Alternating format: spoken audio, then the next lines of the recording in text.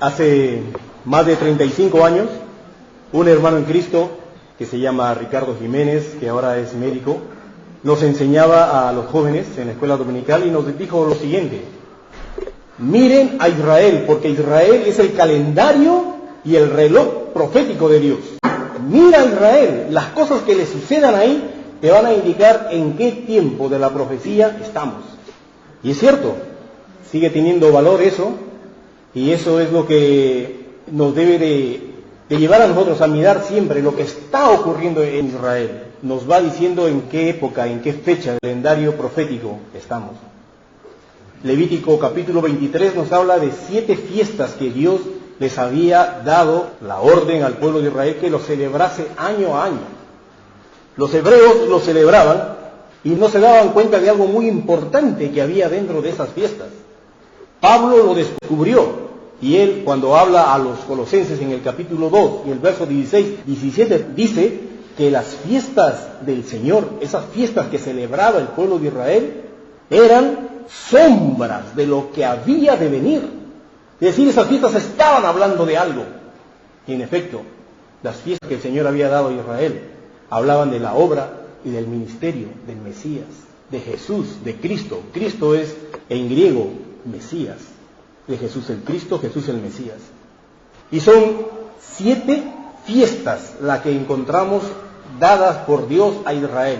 4 para la época de la primavera o fiestas de la primavera y 3 llamadas las fiestas del otoño. Y lo grandioso de la profecía de Dios es que Dios es tan exacto en cumplir lo que Él dijo, incluso en sus fechas. Porque la obra del Mesías, vistas en las fiestas, es la primera, que es en el mes de Abib, también llamado como mes de Nisán. La primera fiesta, el día 14 de Nisán, la Pascua. Después viene la fiesta de los panes sin levadura. Después la fiesta de las primicias. Y después la fiesta de Pentecostés. Las 4 primeras en la estación de la primavera. Y estas 4 nos hablan de la primera venida de nuestro Señor Jesucristo. Y estas 3 últimas fiestas nos hablan de la segunda venida de nuestro Señor Jesucristo. Y en la primera, la que ya pasó, todo se dio en un año. Jesús murió justamente un 14 de Nisán a las 3 de la tarde, como se solía sacrificar el Cordero Pascual. Una exactitud tremenda de parte de Dios. Inmediatamente después que Él muere, Jesús se convierte en ese pan sin levadura, sin pecado, del cual todos nosotros tenemos que comer. Tenemos que alimentarnos, tenemos que nutrirnos, tenemos que ser uno con Él, para que Él también quite la levadura de nuestra vida y seamos como Jesús, un pan sin pecado, un pan sin levadura. Y Cristo resucitó, como lo señalaba la fiesta de Israel, después del sábado semanal, resucitó Jesús. Las primicias es en esa fecha. El primero que resucitó y la garantía que nosotros también vamos a resucitar. Después 40 días más estuvo Jesús aquí en la tierra mostrando que Él había resucitado, y Él se fue y les dijo a sus seguidores: esperen que viene la promesa, yo enviaré al Espíritu Santo, al Consolador.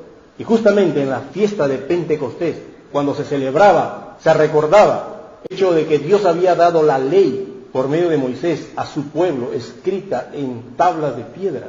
La profecía también decía que un día Dios iba a escribir sus leyes, ya no en tablas de piedra, sino en el corazón de las personas. Y fue en esa fecha donde el Espíritu Santo también vino en Pentecostés a escribir su ley en los corazones de los hombres. Una exactitud de lo que hizo Jesús en relación a estas fechas de la primavera, que nos hace pensar que no hay nada que impida que la segunda fase, las fiestas del otoño, también se den en las fechas que están señaladas por Dios en esas fechas. Estas se celebran en el mes séptimo, llamado Tisri, y empieza con el día 1, que fue hace 2 domingos atrás, que se celebra la fiesta de las trompetas. Pero como los hebreos, los judíos, no entienden esta fecha, es una festividad donde se suenan muchas trompetas. Es el día de las trompetas, suenan las trompetas, la fiesta de las trompetas. Y como ellos no saben trompetas como para qué, le han cambiado el nombre y ahora le llaman a esto, le llaman el Rosh Hashanah, que significa cabeza de año. Y los judíos celebran el inicio de su año cívico aquí en este mes séptimo. porque dicen que el primero de ese mes Dios creó el universo. Entonces ellos empiezan también su año cívico, pero el año religioso empieza en Nisan, en este mes de Aviv. Entonces el primer día es la fiesta de las trompetas. Al día 10 es la fiesta de la expiación, es el día más triste en Israel. Triste en el sentido de que Dios mismo ha mandado que todos lo celebren en aflicción de espíritu, en dolor. Por eso es que los judíos lo empiezan a celebrar 7 días antes, o se empiezan a preparar 7 días antes con ayuno durante toda esa semana, para llegar al día 10 de Tisri, acongojados, tristes, arrepentidos, porque es un día de aflicción. 4 cosas se señalan en el capítulo 23 de Levítico respecto a esta fiesta. Todos tienen que estar afligidos de espíritu. Hay fuego encendido para quemar holocaustos a Dios. Hay arrepentimiento de los pecados y hay reconciliación con Dios. Esta es la fiesta de la expiación. Y la última fiesta es la fiesta de Sukkot, o la fiesta de los tabernáculos, que es una fiesta alegre. Durante una semana, 7 días se celebra esta fiesta y todos los días tiene que estar lleno de regocijo. ¿Qué hacen en esa fecha, en esa fiesta? Todos dejan su morada permanente y tienen que construirse una pequeña cabañita, una pequeña tienda de campaña, puede ser, de tienda de acampada o con ramas, construyen algo y ellos tienen que vivir allí durante la semana. Se celebra esa fiesta con alegría y con gozo. Y esto nos habla de lo que Jesús hará. Y no se sabe en qué año podrá venir el Señor, nuestro Señor Jesús, porque el día y la hora no lo sabemos, pero serán en estas fechas. Porque Jesús nos enseñó que cuando Él venga por su iglesia, un hecho que los judíos no saben acerca de esto, cuando venga por su iglesia, se sonará la trompeta. En Mateo capítulo 24 Jesús dijo que mandará ángeles que con voz de trompeta, cuando esos ángeles hablan, suenan las trompetas. Entonces mandará recoger a sus escogidos de los 4 confines de la tierra. Y Pablo lo vuelve a repetir y le enseña así a los corintios y a los tesalonicenses, donde le dice que tiene que sonar la trompeta. El Señor con voz de mando, con voz de arcángel y con voz de trompeta hará que los suyos se resuciten primero, y los que hayamos quedado seremos transformados para recibir en el aire a nuestro Señor Jesucristo. Esta es una de las esperanzas que tenemos, que venga nuestro Señor Jesús. La Biblia nos habla de la esperanza. Nos dice que al final de cuentas lo que va a quedar es la fe, la esperanza y el amor, siendo el amor el mayor de ellos. Pero la esperanza es una de las cosas que no debe de perderse en nosotros.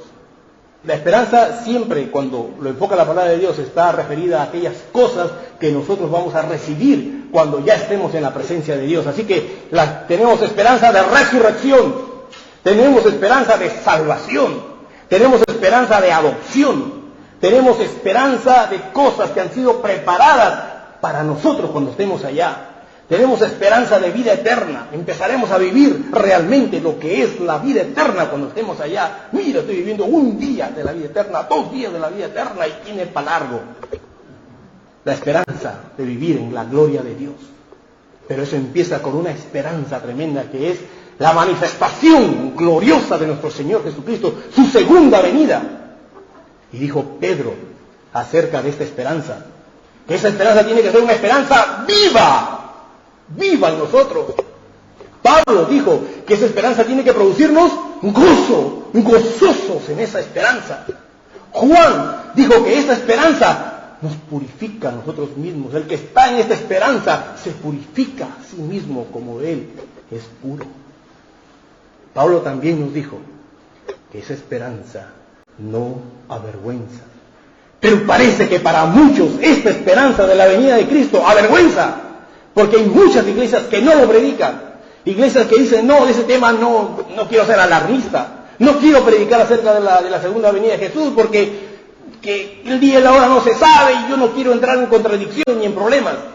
Lo que hacen es quitan esa parte de sus enseñanzas. Mucho más aquellas que viven del Evangelio. No quieren que venga Cristo porque se les acaba el negocio.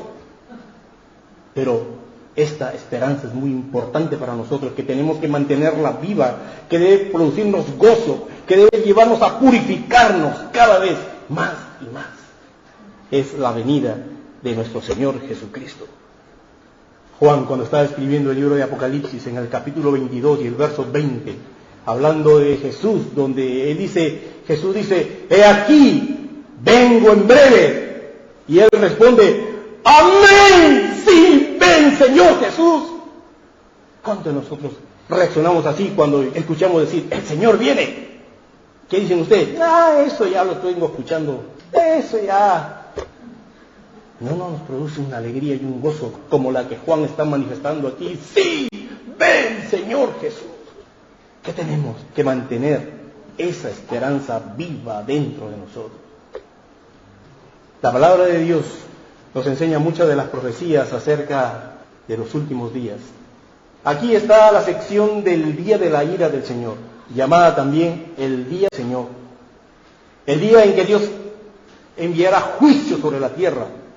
Y habrá una tremenda tribulación. Y los cristianos sabemos algo más.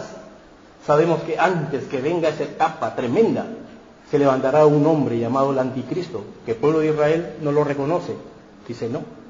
Pero los cristianos sabemos, porque Jesús nos dijo, nos advirtió. Y Pablo también nos habla acerca de ese hombre de pecado, de ese Anticristo, que será el inicio de esta etapa de tribulación. Y claro, el día y la hora no lo sabemos, pero Jesús dijo, mira las señales, está atento a las señales. Dos cosas nos enseñó Jesús acerca de velar, solamente dos cosas. Cuando Él habló de velar, tenemos solamente dos enseñanzas de Jesús al respecto. La primera es, hay que velar para no entrar en tentación. Velad para que no entréis en tentación. Y la segunda vez que Jesús mencionó la palabra velad, y la última, fue en relación a su segunda venida. Dijo, velad, porque aquí el Señor viene pronto. Velad para que en esa oportunidad no os sorprenda como ladrón en la noche. Entonces Jesús nos enseña que debemos estar velando, alertas. Y Él nos dio señales que nosotros tenemos que estar observándolas para saber si estamos o no en el tiempo. Así que, previo a este día del Señor, los profetas empezaron a hablar de cómo iba a estar Israel. Noten que desde el año 70 después de Cristo, cuando la invasión romana fue tremenda y cruel con el Estado de Israel, Israel prácticamente se empieza a dispersar. Y ya tenemos casi 2000 años, hemos tenido, que Israel ha estado en todas partes menos donde debe estar. En el colegio se nos enseñaba que el hebreo era una lengua muerta, que había existido alguna vez. Pero la profecía decía que el Señor iba a levantar su bandera, la bandera de Israel, entre las naciones, y que iba a reunir a todos los dispersados de todos los confines de la tierra. Isaías lo dijo así. Ese es un hecho que nos está diciendo, esto ocurrirá antes del día de la ira del Señor. Y ya lo encontramos ahora, desde el 18 de mayo del año 1948, cumpliéndose otra profecía que Isaías dice, la tierra concebirá en un día, y una nación nacerá de una vez. Y así fue, por un decreto de las Naciones Unidas, Israel fue promulgado como una nación en un solo día. Y dice además que todas las ciudades que estaban arruinadas, desoladas, que iban a ser reconstruidas. Y eso ya lo vemos ahora. Esta antesala para el día grande del Señor se ha dado. Ya tenemos a Israel con 67 años de existencia hasta ahora. Y si Israel es esa higuera que reverdece y que ya tiene ramas anunciando que la primavera viene, y Jesús dijo, cuando vea que suceden todas estas cosas, estas señales que Él cuenta ahí en el capítulo 24 de Mateo, tienes que estar atento porque el Señor está a las puertas, ya se levantó de su trono, ya está caminando por las puertas, está a las puertas de venir aquí. Entonces miremos esas señales y veamos en qué tiempo estamos.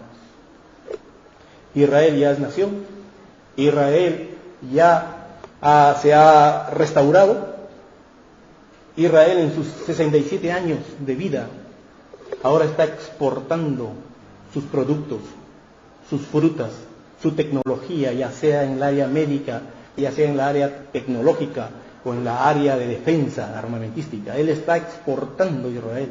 Su tecnología está bastante restaurada y está bastante armado también, porque otra de las profecías decía que las naciones a su alrededor se iban a confabular para eliminarla. ¿No es lo que estamos viendo ahora? Aquí las profecías que no se habían dado antes, desde el año 1948 hasta ahora, se están dando todo este tipo de cosas para decirnos que estamos en la antesala, como Jesús le llamó, principio de dolores. La tierra no va para más, para mayores cosas, no va para mejorarse.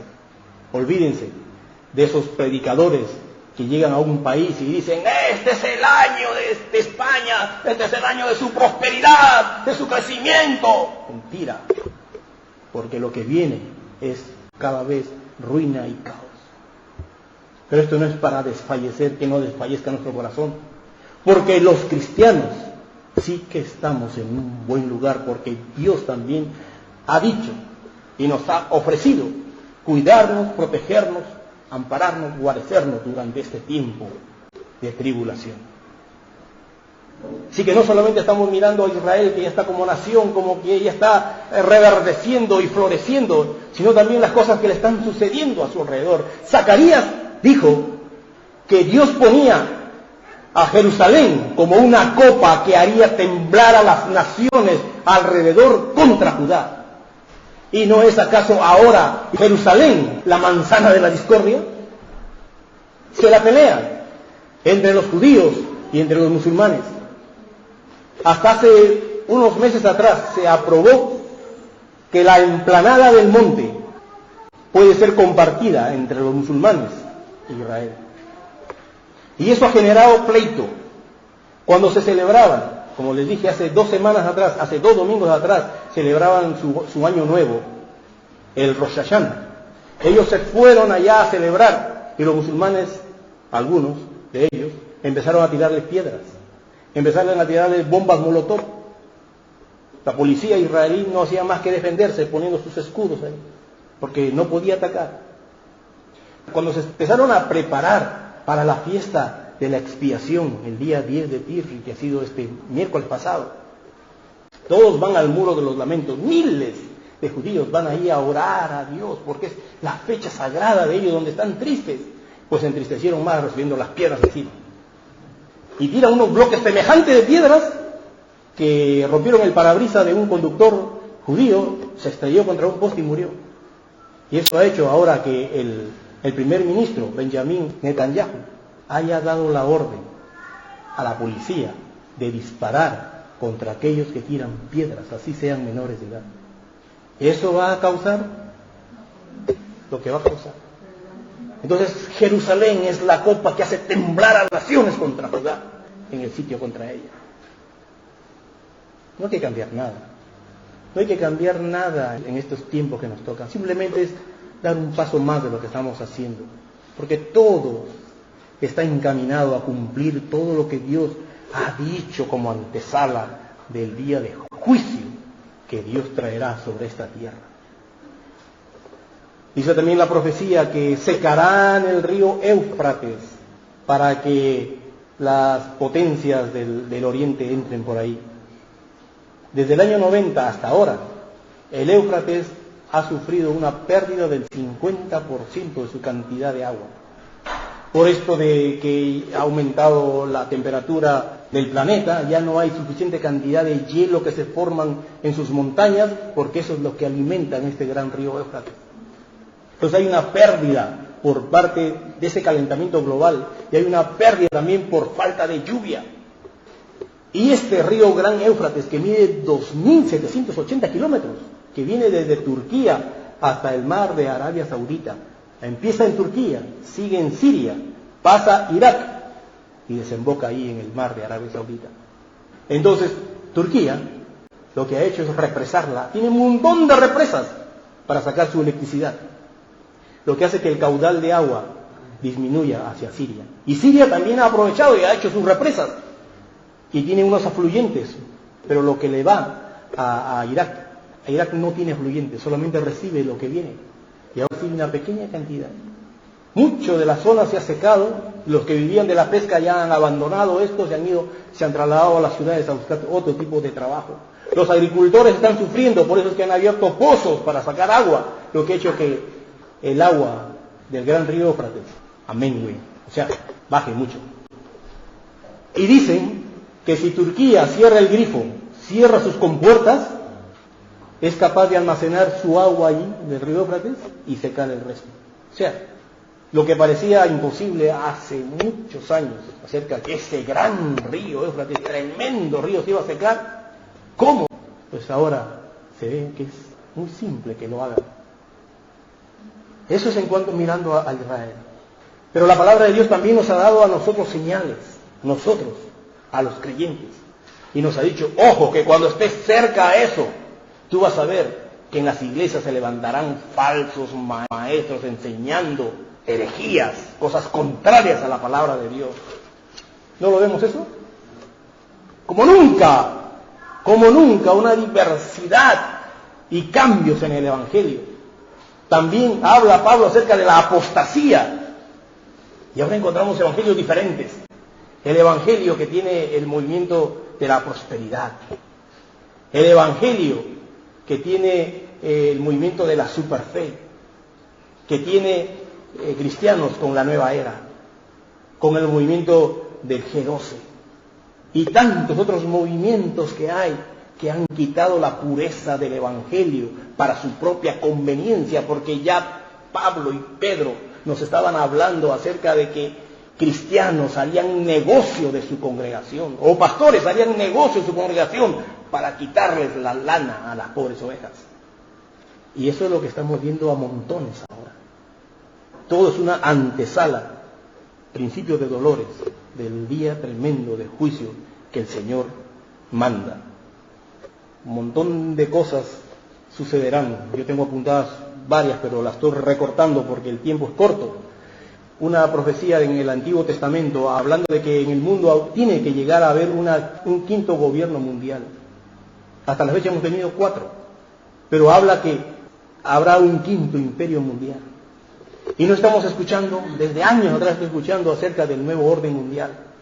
Del nuevo orden mundial, de conversaciones entre presidentes para ver cómo, globalizando el mundo, hacemos un solo gobierno. Y tienen planeado para el 2020 lanzar un gobierno mundial. Estamos en todas esas conversaciones que antes eran ¿cómo será? Lo estamos viendo caminando ahora. Ni qué decir de una marca que se pondrá en las personas, en la mano o en la frente. Hasta la fecha la información la tenemos en tarjetas. Tenemos una tarjeta de identidad donde ahí están tu récord civil, qué infracciones has cometido, si has estado en la cárcel, cómo te llamas, dónde has nacido, quiénes son tus padres, toda tu información en el DNI, que ahora ya tiene incrementado ese chip de información. Tienes tu tarjeta médica, donde tienes todo tu historial médico, tienes tu tarjeta financiera, de banco, donde tienes toda tu información financiera. Pues esas tarjetas se unirán y será un solo chip implantado en tu cuerpo, que ya muchos lugares lo están empleando. Muchos lugares ya lo utilizan. Estados Unidos lo están utilizando para la sección médica, para saber cuál es el historial médico de cada persona cuando ocurra un accidente, alguna cosa así. Algunas instituciones financieras lo están haciendo. Algunas instituciones de seguridad también tienen a sus obreros con ese chip para que nadie pase. Y pronto será para todo el mundo, porque es lo que conviene. Porque de ser conveniente es conveniente, muy conveniente. Pero habrá algo atrás de eso por el cual el Señor diga que no se dejen poner esa marca. Pero estamos caminando en eso. La tierra colmada de violencia, guerras por todas partes, lo vemos, terremotos también lo hay, hambre, pestilencias también, terrores y señales en el cielo. Dice, en esos tiempos muchos irán de aquí para allá, se transportarán a gran velocidad gente en masa. Pero también lo estamos viendo. Y la ciencia aumentará, también lo estamos viendo, enfermedades diversas, hambre, Y será como en los días de Noé y como en los días de Lot. Hablando de la maldad, de la perversidad del corazón. El hombre vive para divertirse, comiendo y bebiendo, casándose y dándose en casamiento. Casándose está bien, dándose en casamiento está mal, porque sale del patrón de la enseñanza del Señor. Dios te manda a casarte, un hombre y una mujer, pero ellos se dan en casamiento casando dos hombres, dos mujeres, y ahora pidiendo que los hombres puedan escoger sus mascotas con quien casarse, casándose y dándose en casamiento. Y como en los días de Lot, él vivía en un pueblo llamado Sodoma y Gomorra, donde la homosexualidad era el común denominador y lo reinante ahí. ¿No estamos caminando ahora a eso? Estamos en la antesala. Y no va para mejorarse, va para empeorarse la cosa. Lo cual nos dice: el Señor está a las puertas y tenemos que estar preparados. Y como Jesús dijo, debemos estar velando. La próxima semana hablaré acerca de las 10 vírgenes. Y esta es como una antesala a eso. Que debemos estar velando y preparándonos, afinando nuestras vidas, dejando el pecado. Porque cuando Cristo venga, será una sorpresa para los incrédulos, una sorpresa para los cristianos dormidos, pero no para los avisados, pero no para los que estemos velando y dejando el pecado. Esta esperanza que el Señor viene debe purificarnos a nosotros mismos, debe hacernos estar cada día afinados para con el Señor, dejando los pecados, estando en buena cuenta para con Dios. ¿Es Jesús tu ídolo al que quieres imitar? ¿O estás atrás de artistas, atrás de cantantes, atrás de la moda? ¿Quién mueve tu corazón ahora? ¿Es Jesús? Si no lo es, ponte a cuentas. Porque Él viene por una iglesia limpia y santa, preparada, que ha estado velando por el Señor. Y si no, te esperaremos allá. Porque los que vamos a ser arrebatados con el Señor vamos a estar esperando a los que lleguen, pero después que han pasado esta etapa de tribulación, con muchos dolores, penas y muerte horrible. Y al final nos veremos arriba y nos daremos la mano. Mira, después de tantos años nos volvemos a encontrar aquí en el cielo, pero tú te llevaste la peor parte por no estar preparado cuando el Señor vino. Y esa es la palabra de aliento para esta mañana. El Señor viene y viene pronto.